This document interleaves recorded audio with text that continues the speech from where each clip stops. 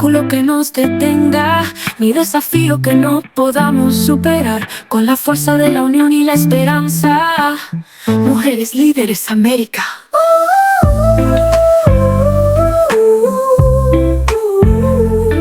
Un mundo mejor vamos a crear. Somos fuerza, somos voz, somos presente, somos futuro. Mujeres Líderes América, valientes y resilientes, luchando por un mundo con más igualdad.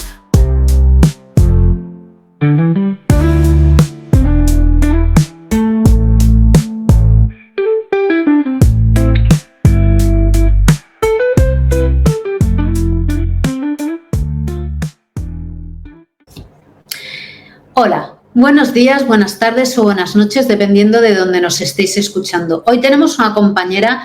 de Mujeres Líderes de América que quiero que conozcáis. La conocí en una ponencia, me deslumbró, realmente tengo muy buen recuerdo y sobre todo su capacidad de expresarse es algo que os encantará. Os presento a María Montes. Hola, bienvenida. Buenas, encantadísima de estar aquí, Maribel. Muchísimas gracias por la invitación y además por la oportunidad también de poder compartir un poquito de mi parte personal y profesional con todas las compañeras de la comunidad.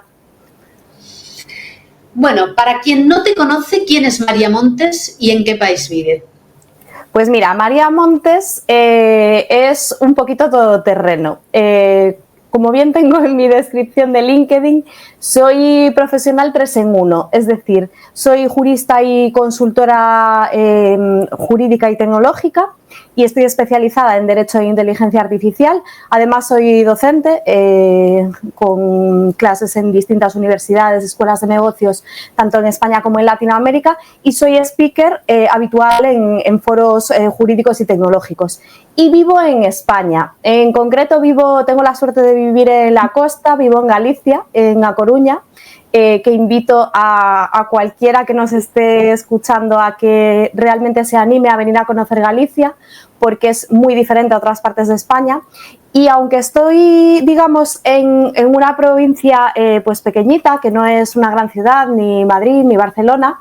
estoy súper conectada con la capital del país, que es Madrid, porque al final a nivel tecnológico muchas de las cuestiones se mueven desde allí y ahora desde Málaga, otro sitio de costa maravilloso, y estoy muy conectada con Latinoamérica, porque colaboro habitualmente sobre todo con Perú, Chile, Ecuador y México, y eso me ha hecho, sobre todo durante el último año, abrir muchísimo la mente y también mejorar mi comunicación, porque al final, aunque todos hablamos español, las costumbres y nuestra educación son diferentes, entonces me ha hecho mejorar mucho la escucha activa y fijarme mucho en los gestos de la gente. Y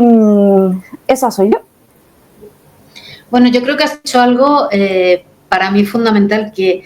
es muchas veces que aunque hablemos el mismo idioma, hay palabras que suenan diferente, y por eso es muy importante la escucha activa o el parar y decir explícamelo o dime en un momento dado qué vas a hacer, que esa es la parte fundamental.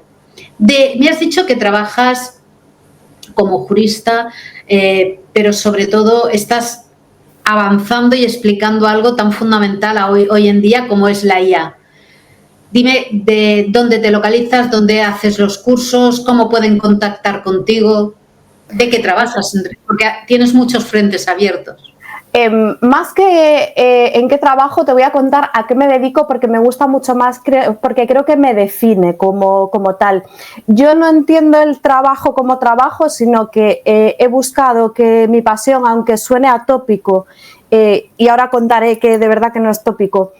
por el esfuerzo que me ha costado y la cantidad de toma de decisiones que he tenido que hacer y también sacrificios hasta llegar hasta aquí. Entonces, yo tengo una misión muy clara, que es impulsar el conocimiento y el uso responsable de la inteligencia artificial, tanto en el ámbito jurídico como en el resto de sectores que la están utilizando.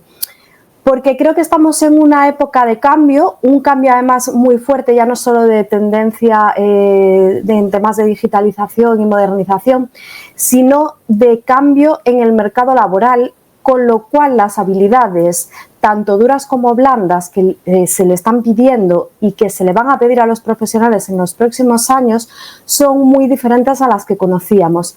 Con lo cual, este interés o esta irrupción por la inteligencia artificial viene derivado, que luego contaré un poquito de mi trayectoria, de venir asesorando en temas de modernización dentro del ámbito jurídico y judicial, pero sobre todo viene porque creo que va a marcar un cambio de era y vamos a tener que adaptarnos a ese cambio si no queremos quedarnos fuera. Es decir, tanto profesionales independientes, pymes, empresas, etcétera. Y al final, creo que muchas veces cuando se habla del sector tecnológico, todos tenemos en la cabeza las grandes compañías tecnológicas, pero la realidad nuestra de España y de la mayoría de los países de Latinoamérica con los que me relaciono habitualmente, en concreto en España, es que el 99% de las empresas son pequeñas y medianas empresas que no tienen las mismas facilidades ni cuentan con los mismos presupuestos, estructuras, etcétera, que grandes compañías tecnológicas para hacer frente a todo lo que viene ligado a la inteligencia artificial, en este caso, por mi parte, en el sector legal. Y el mejor sitio para encontrarme es LinkedIn. Si ponéis María Montes, jurista tecnológica, ya salgo directamente. Creo que dentro de la misión esta que os contaba, para mí es muy importante el hacer accesible al derecho, o sea, que el derecho deje de ser aburrido y deje de ser algo tedioso y una barrera, sino que lo incorporemos en nuestro día a día, porque casi para todas las decisiones que tomamos, y más en concreto en el ámbito profesional, en casi todas interviene la parte jurídica. Entonces, que seamos conscientes y tengamos conocimientos mínimos, y eso está en mi mano, poder facilitárselo a los demás. Entonces, por eso quiero poder llegar a todo el mundo, y ahora, en el momento en el que estamos, las redes sociales son una plataforma maravillosa para poder llegar a miles de personas que a priori no tienen nada que ver contigo y que probablemente nunca te conocerían si no fuese de ese modo. Bueno, la verdad es que es fundamental hoy la visibilidad para que puedan acudir a ti. Yo siempre, el recuerdo que tengo es un camaleón, ¿vale? Y lo sigo teniendo de fondo de LinkedIn, o sea que no van a tener pérdida. Vale, a mí me encanta, realmente tu ponencia personalmente a mí me impactó porque fue clara, directa y con sensibilidad, que son según qué temas es muy complicado transmitirlo. Entonces, llenas, y es también aceptar que el mundo ha cambiado, que la IA se tiene que preparar la gente, tanto la pequeña como la media, como los emprendedores, y que ya hay una función que ayude en derecho, que muchas veces se hacía el copia y pega, pero que te ayude a buscar soluciones o bucear en tanta documentación. Creo que eso es fundamental, la labor que estás haciendo ahora. ¿Serviría también estos fundamentos, por ejemplo, para otros campos, como por ejemplo los peritos? Sí, sirve para multitud de campos, sobre todo porque yo tengo un perfil, y lo he tenido siempre, muy multidisciplinar, es decir, no estoy enfocada en una sola cosa. Entonces, yo sobre todo cuando divulgo, me pongo en la piel del que me va a leer, o sea, no en la mía, porque yo ya estoy aburrida al día de leer sobre IA, sobre leyes, de intentar darle una interpretación diferente a lo que pues hayan podido dar corrientes doctrinales que ya empieza a ver, u otros compañeros y compañeras del sector. Entonces, siempre intento que sea conocimiento que sirva para todos, es decir, que independientemente de que tengo mucho contenido, obviamente, para profesionales jurídicos, porque al final es el fuerte de mi expertise, pero también tengo mucho para profesionales de recursos humanos o de áreas de personas, porque vengo también de ese mundo y es fundamental. Y además, por ejemplo, ya en los sistemas ahora mismo de selección y de reclutamiento, casi todos tienen módulos de inteligencia artificial y hay que entender las implicaciones que tiene, porque en muchos casos toman decisiones, es decir, porque hacen criba, con lo cual es necesario conocer qué implica eso jurídicamente. Y para otro tipo de sectores también, y sobre todo porque independientemente de la idea a lo mejor que podíamos tener hace un año, un poquito al inicio de toda esta vorágine de la inteligencia artificial generativa, de que tanto la formación como el conocimiento, digamos, más técnico y práctico iba ligado a pues, desarrolladores, responsables de despliegue, etcétera. Al final, en cualquier empresa, o sea, en cualquier organización pequeña, grande, mediana, autónomos que utilicen inteligencia artificial deberían tener protocolos para conocer cómo utilizarla. Y tener protocolos no significa que se pasen un mes allí escribiendo en un papel, digitalmente, pues cómo lo deben usar, cómo no, sino que la gente, o sea, las personas necesitamos pautas y tener el conocimiento para saber qué se puede hacer, qué no se puede hacer, qué puedes esperar de la inteligencia artificial, cómo tienes que realizar las revisiones, etcétera, etcétera, para, una, que le podamos sacar partido en el día a día y dos, para poder adquirir esas habilidades profesionales en nuestros roles y en nuestros puestos. Y creo que además es un derecho que tienen todos los trabajadores. Entonces, así como está el deber, digamos, por parte de las organizaciones y también de la administración pública, en los casos del sector público, de facilitar ese aprendizaje y esa formación, por otro lado, de forma pareja, hay un deber y un derecho de todos los trabajadores y trabajadoras de poder adquirir ese conocimiento. Y hay que entenderlo como tiempo de trabajo y como una dedicación a seguir creciendo y formándote para desempeñar tu trabajo lo mejor posible. Porque yo estoy convencida de que en los próximos 2-3 años todos vamos a interactuar con diferentes avatares de inteligencia artificial, quiero decir, llamémosle apps, programas, como lo queramos denominar, pero que vamos a tener que aprender a interactuar con ellos. Hablábamos al principio de que era muy importante en el tema de la comunicación con otros países, pues por ejemplo, esa parte de escucha activa y también de comprender el significado de distintas palabras. Y esto trasladado a la parte de la comunicación con la inteligencia artificial generativa es exactamente igual. Mira, lo cuento siempre, pero creo que ilustra súper bien. Yo el primer día que utilicé una IA artificial generativa, que además fue ChatGPT, le pedí lo mismo que le acababa de pedir a una persona que estaba en mi equipo. Era un viernes por la tarde. Y de repente, claro, me dio el resultado y no me encajaba nada con lo que yo necesitaba para el lunes y además era lo que le había pedido a esta persona. Y realmente, claro, ahí solo estábamos la máquina y yo, con lo cual el resultado que me dio fue el producto directo de lo que yo le había pedido. Con lo cual tuve que reflexionar que efectivamente era mi primera vez, pero era muy genérico, casi no había contexto, faltaba mucha información y dije, vale, si el lunes la pobre persona a la que le he pedido esto me entrega algo similar, que era muy posible que pudiese ocurrir, dije vamos a sufrir una crisis y vamos a tener que ir todos a 1000 para solucionarlo. Y entonces mandé varios emails, que además quiero decir fuera de hora con, oye, esto es para el lunes, no te preocupes, con todo lo que faltaba, o sea, con el contexto, y eso me hizo reflexionar mucho que a veces por las prisas, por la utilización también de las aplicaciones colaborativas que en gran medida no nos han enseñado a utilizarlas, o sea, es decir, no a darle al botón y demás, sino a si envío un Teams con una tarea, pues cómo lo debería estructurar, cómo lo debería hacer, que a veces son cosas que dejamos más en un segundo plano y nos ahorra muchísimo más tiempo el haber pedido bien la tarea de inicio y haber detallado todo. Por eso insistí antes, por ejemplo, con la parte de los protocolos, porque eso es algo muy fácil que se puede protocolizar en los equipos, para que el resultado venga ya lo más pulido posible. Entonces, claro, la pobre persona el lunes, cuando vio todos los mails, me dijo, pero ¿qué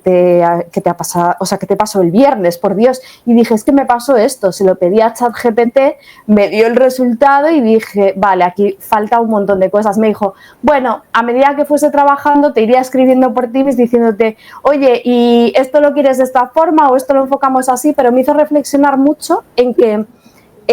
a veces no nos comunicamos de la mejor manera posible ni con nuestros equipos. Esto es lleva a todo, me refiero, ni en nuestra familia, y tú crees que has pedido la cosa clarísima y es el otro quien no ha entendido o quien lo ha interpretado mal, y al final en esta interacción con la tecnología no hay, digamos, esas excusas o esas posibles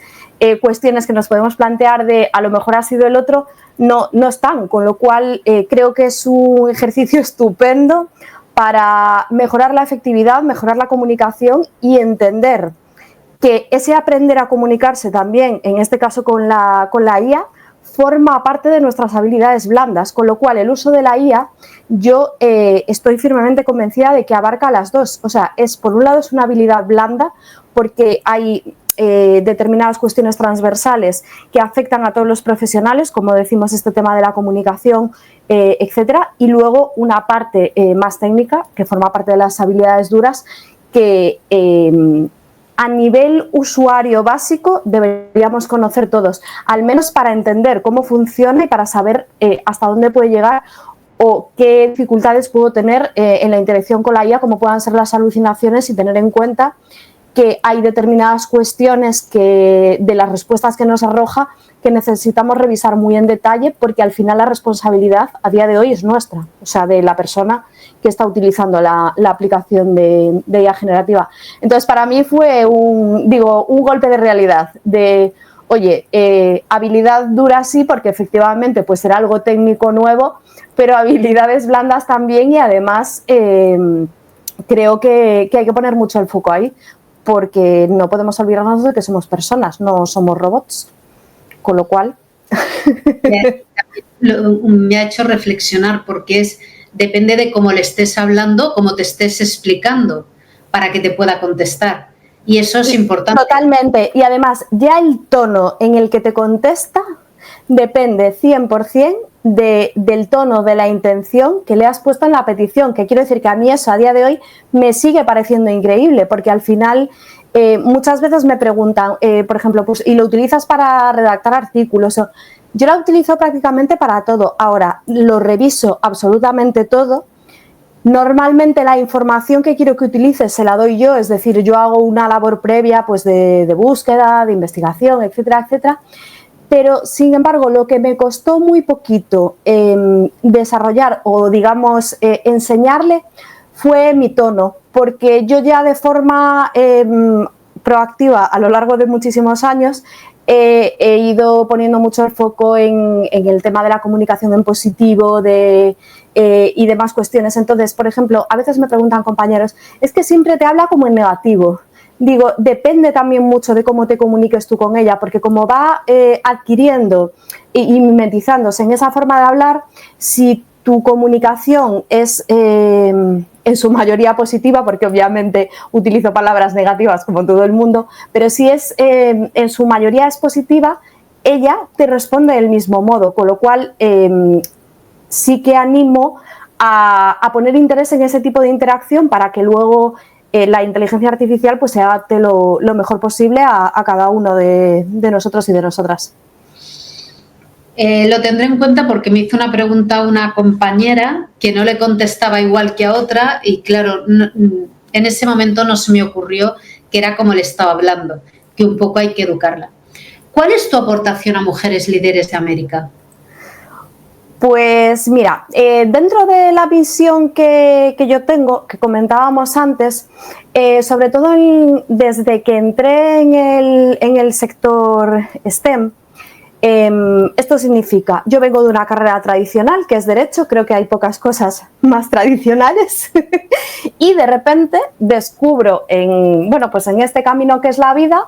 que el derecho, digamos, tradicional no era lo que más me motivaba o pues algo que me hiciese vibrar y ahí descubrí la interacción entre la tecnología y el derecho. En un primer momento además fue a través de la docencia. Entonces, desde ese momento me planteé que los profesionales de distintos sectores que nos apasiona lo que hacemos, nos resulta muy fácil transmitir esa pasión y ese conocimiento a otras personas. Entonces, desde hace pues unos 6-7 años siempre he buscado el poder multiplicar las personas a las que llego o personas a las que le puedo aportar simplemente con mi experiencia de vida o profesional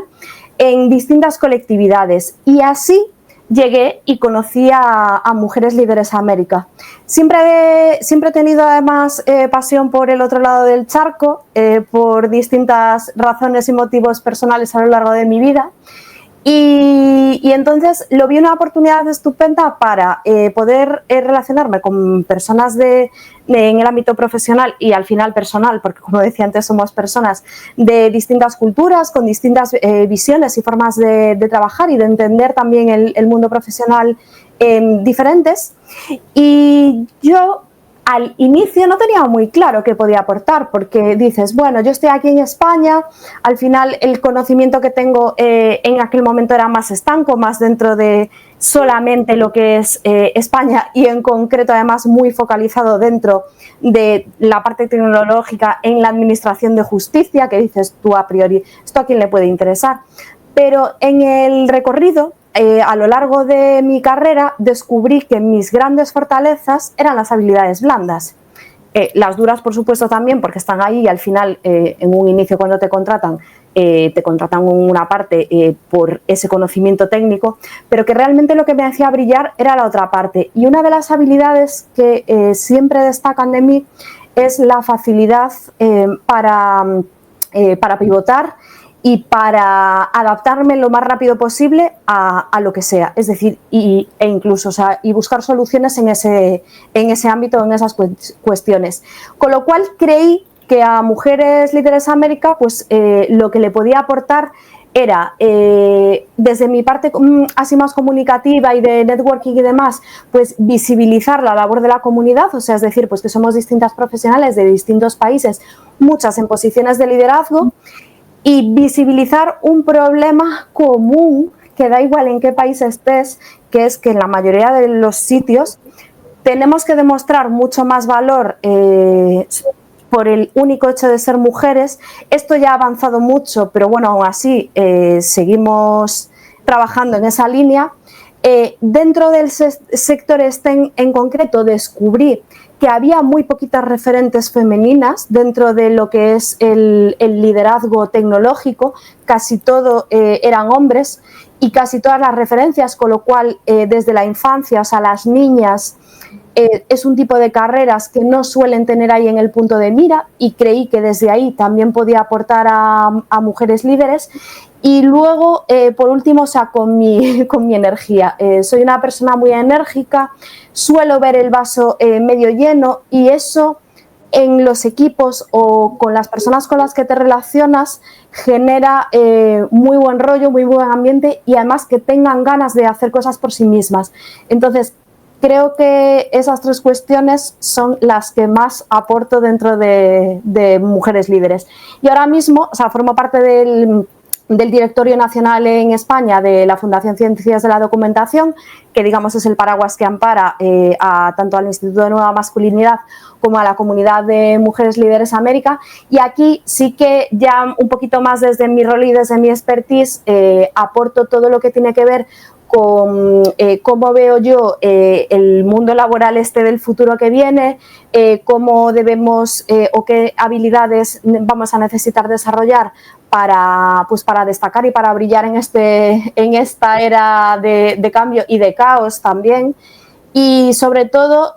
impulsar esas acciones de mujeres líderes pues dentro de mi comunidad, que en este caso pues sobre todo Galicia, porque dentro de nuestro territorio de España, como ocurre en muchos países de Latinoamérica, tenemos un gran porcentaje rural y eso no lo podemos olvidar, teniendo en cuenta que si dentro de mi misión, como contaba antes, es reducir la brecha de género y tecnológica,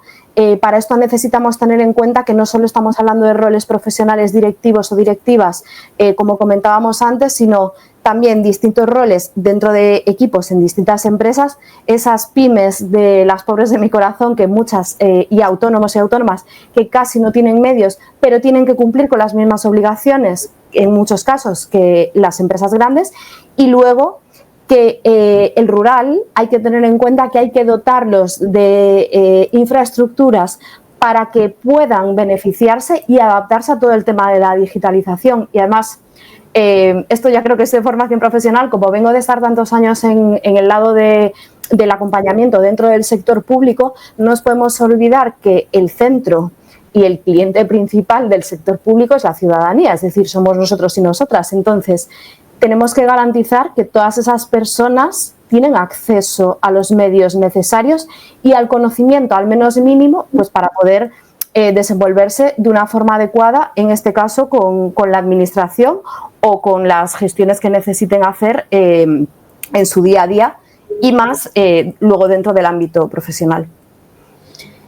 Algo muy importante para mí que has dicho es que hay que valorar el mundo rural y dar esa visibilidad a los autónomos que están haciendo una gran labor y las pymes y tienen las mismas obligaciones y muchas veces se olvidan que siendo pequeñitos cuesta muchísimo más y hay que tirar de ingenio, de trabajo y sobre todo de colaboraciones y de ayuda, como tú estás diciendo, María. ¿Cuál es el mayor desafío que has enfrentado en tu carrera y cómo lo superaste? Bueno, como tengo ahí el 3 en 1 que decía antes, voy a hablar, o sea, de forma muy, muy breve. Son 3 desafíos distintos que he afrontado, pero precisamente por esa búsqueda de hacer algo que me motive y de dejar una impronta, digamos, en el mundo. Quiero decir, esto ya sé que suena así como muy profundo, pero yo si no doy el 100% y en lo que estoy haciendo, o sea, brillo, siento que no estoy aportando lo suficiente o que falta algo y podría dar más. O sea, con lo de brillo me refiero a que yo estoy convencida de que estoy dando todo de mí para poder aportar lo máximo pues en ese rol o a otras personas y a otros profesionales. Entonces, el mayor reto que enfrenté en mi carrera fue reconstruir y pivotar después de 6 años opositando al acceso a las carreras judicial y fiscal, 6 años de estudio diario con muchísimas horas, esfuerzo, sacrificio, etcétera. Entender y aceptar que quizás ese no era mi camino porque ya no me hacía feliz y ya me costaba levantarme por las mañanas, y entender que realmente yo lo que tenía era una vocación como de un servicio a la justicia, y vi que había posibilidad de hacerlo desde otros roles y de otra forma. Y esto me lleva al segundo reto, que ha sido tener la suerte de participar en un inicio en la parte docente, luego en la coordinación y en el alineamiento de todo del gran cambio e hito que ha tenido lugar en la Administración de Justicia, que ha sido el pasar del papel a lo digital, es decir, llegar a implantar el expediente digital electrónico. Y aunque pueda parecer que no, quiero decir, es un gran hito y para mí, o sea, motivo de orgullo, o sea, porque he estado involucrada en este tipo de proyectos 10 años, que se dice pronto, entonces, y he podido crecer profesionalmente dentro, con lo cual me siento muy orgullosa de muchas aportaciones que se han podido ver a nivel nacional. Obviamente no van a llevar mi nombre ni el de mi equipo, pero estamos ahí detrás, o sea, que sientes como un orgullo y una cosa. Y luego, para mí no hay mayor satisfacción que cuando alguien te dice, o sea, cualquier profesional dentro de la justicia, y en este caso que también afecta al ámbito jurídico, es decir, a los profesionales externos, abogados, procuradores, graduados sociales, que pequeños gestos o pequeños acciones del día a día les han cambiado la vida. O sea, es decir, porque el poder firmar, por ejemplo, electrónicamente, sin tener que ir físicamente a una oficina judicial, eso le ha cambiado la vida a muchísimas personas. El poder en un momento dado conectarte en un juicio o en una declaración o una comparecencia a través de videollamada, y más teniendo en cuenta que estuvo la pandemia por el medio y se pudo reanudar la actividad judicial y no quedarnos meses parados, que hubiese sido lo que hubiese ocurrido si no hubiésemos estado ya en ese nivel de digitalización. Creo que es el mayor premio y el mayor logro que puedo tener ahí como, digamos, como hito y como orgullo ya personal. Y luego, el tercero, que ha sido también tomar una decisión difícil de creo que aquí he dado todo lo que podía, o sea, es decir, de hecho, ya no es tanto que llegues a un techo, sino que tú personalmente crees que necesitas pasar a otro ciclo de tu vida, tanto personal como profesional, y tomar la decisión de, aun estando muy en ciernes la inteligencia artificial, pues decir, oye, pues voy a apostar por esto. Voy a apostar porque la parte legal va a ser importante, mucho más importante que en cualquier otro cambio tecnológico que hayamos tenido, y además quiero decir, creo que no me he equivocado, porque cualquier decisión que se toma tanto de carácter técnico como de carácter organizativo tienen que tener conocimiento jurídico, aunque sea muy poquito. Y fue apostar mucho por la parte de divulgación. Es decir, yo al final, como bien decías tú, me siento muy cómoda comunicando, pero comunicando, o sea, mi expertise concreto, que en este caso pues la parte jurídica y esa integración entre el derecho y la inteligencia artificial. Pero lo quería hacer de forma diferente, es decir, lo quería hacer de forma que le aportase valor a otras personas. Es decir, que si tú gastas un ratito de tu tiempo en leer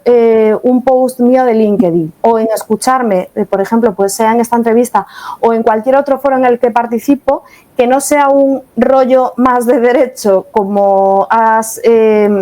visto en 20 sitios, sino que te lleves algo y sobre todo hacer reflexionar, porque la parte de la integración y de la llegada de la inteligencia artificial creo que tiene un componente ético y de responsabilidad enorme que no hemos vivido con ninguna otra tecnología hasta el momento. Sé que muchas veces ahora están comparando la llegada de la IA con la llegada de Internet, pero realmente o sea, la inteligencia artificial nos supera, sobre todo porque le estamos dando un uso en muchos casos banal, pensando que no tiene importancia, y cualquier documentación que subes ahí tiene importancia por los datos que pueda llevar. Cualquier información que le estés facilitando, tuya o de quien sea, también tiene importancia porque esa información se está quedando ahí, con lo cual y además nunca lo he querido hacer desde el miedo o desde la alarma, porque creo que es contraproducente. O sea, siempre lo he querido hacer desde, oye, te facilito este conocimiento para que tú, con todas las herramientas disponibles que tienes y además con la información básica, jurídica y legal, pues puedas tomar decisiones, sobre todo de carácter estratégico para los negocios, porque la única forma que va a haber en los próximos años de poder competir tanto con tus competidores de nicho de sector como con empresas un poquito más grandes, va a ser integrando la inteligencia artificial, porque si no, ya solo por tema costes, va a ser inviable el poder mantener precios, etcétera, con los servicios que tengas, con lo cual cuanto más puedas poner el foco en la parte de integrar la inteligencia artificial, sin olvidar que necesitamos personas y que además debemos ser personas, pues creo que es fundamental. Bueno, yo te he de felicitar por lo de la firma digital. Sí, que favorece muchísimo a la hora de presentar muchos trabajos y se ha notado mucho el adelanto. Creo que ese trabajo es algo que cuando se avanza algo tan rápido, lo das por hecho y muchas veces no te planteas el esfuerzo y el equipo humano que ha habido detrás para lograrlo. Y creo que ha sido una gran labor. Para finalizar, ¿cuál es tu próximo reto? Pues mira, mi próximo reto, que va a sonar así igual como muy grande, es democratizar el uso responsable de la inteligencia artificial. Obviamente, o sea, por un lado, quiero seguir contribuyendo a todo lo que tiene que ver con el despliegue práctico, en nuestro caso en Europa, del Reglamento Europeo de Inteligencia Artificial, y luego de las normas que vayan saliendo a nivel España, porque como Estado miembro tenemos que adaptar ese reglamento a nuestra normativa, con lo cual va a ser muy cambiante, la cosa va a estar muy entretenida, pero sobre todo esa democratización del uso responsable, porque me he dado cuenta que, como he dicho en un momento dado en la entrevista, todos los países estamos teniendo las mismas dificultades. Es decir, hablas con un chileno, con un australiano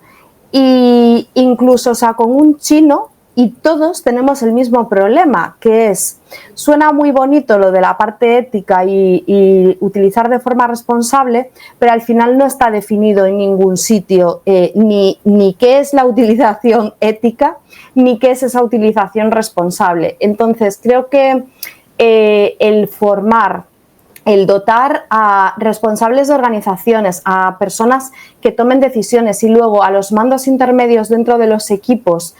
para que tengan las herramientas suficientes, tanto de conocimiento como hablábamos antes, como de uso, para poder tomar decisiones que le beneficien en sus negocios, creo que es fundamental. Y luego, que no nos olvidemos que somos muchísimos países en el mundo, o sea, por ejemplo, muchos países de Latinoamérica tienen ciudades grandes, pero luego el resto es prácticamente todo rural.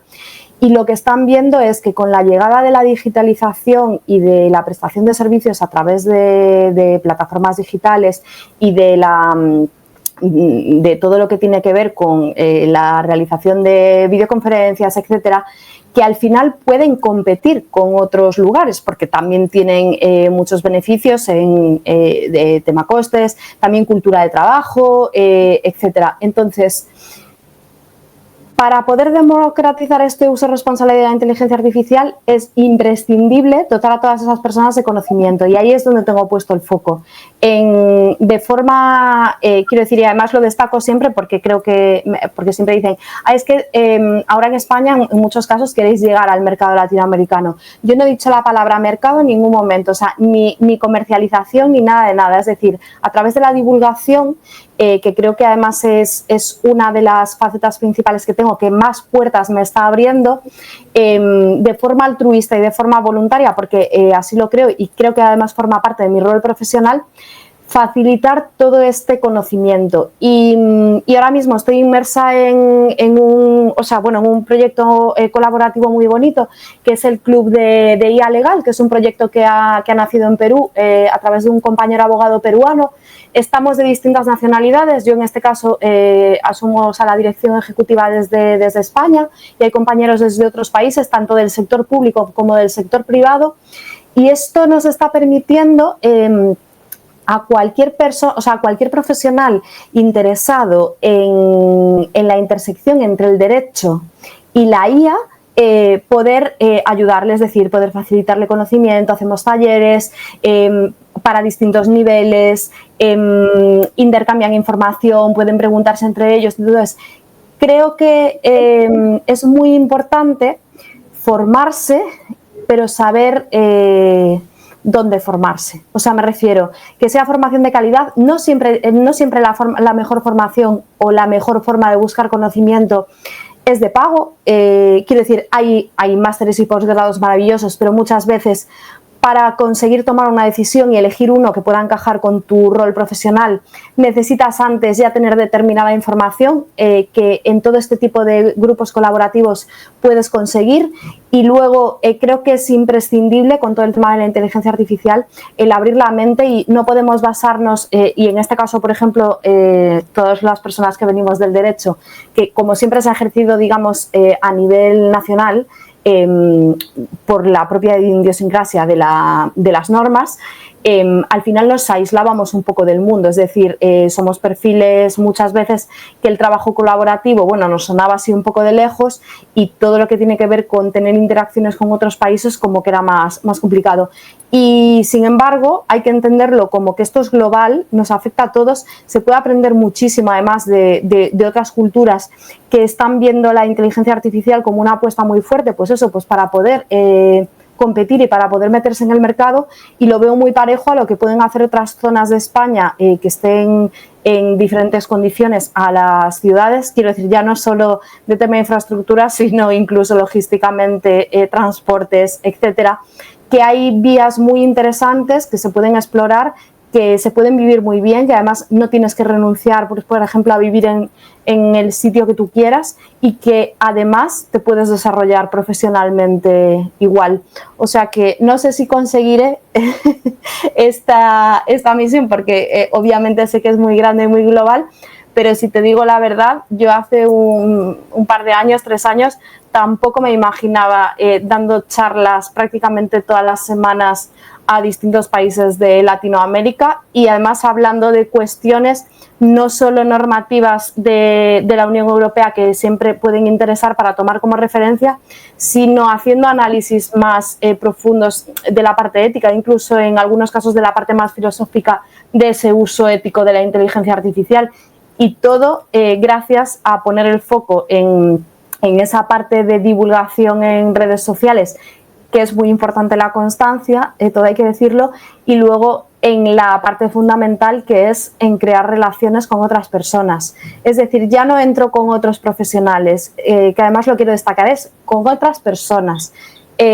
Sabes cómo se llaman, sabes si tienen pareja, hijos, te preocupas si un día están enfermos o enfermas, etcétera. Y eso hace que después, cuando en un momento dado pues necesitan un ponente o necesitan una persona que pueda impartir una formación de determinada materia, piensen en ti, porque muchas veces creo que caemos en el, bueno, yo soy buenísimo en lo mío, tengo muchísimo conocimiento y entonces, ¿por qué no me llama nadie o por qué no me surgen más oportunidades? Y en la mayoría de los casos es que la clave está en las relaciones sociales, con lo cual quiero decir, como regalo, quiero dejar que pongamos mucho el foco en crear relaciones de calidad y no tanto en qué nos pueden aportar esas relaciones, sino en qué le podemos aportar nosotros a esas personas. Y luego ya lo que tenga que venir ya llegará.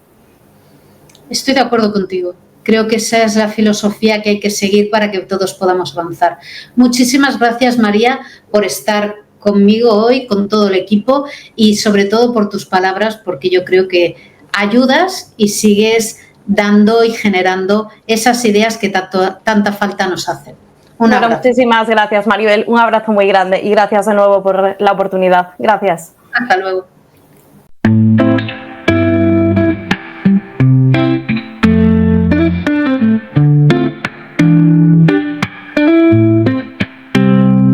No hay obstáculo que nos detenga, ni desafío que no podamos superar. Con la fuerza de la unión y la esperanza, Mujeres Líderes América.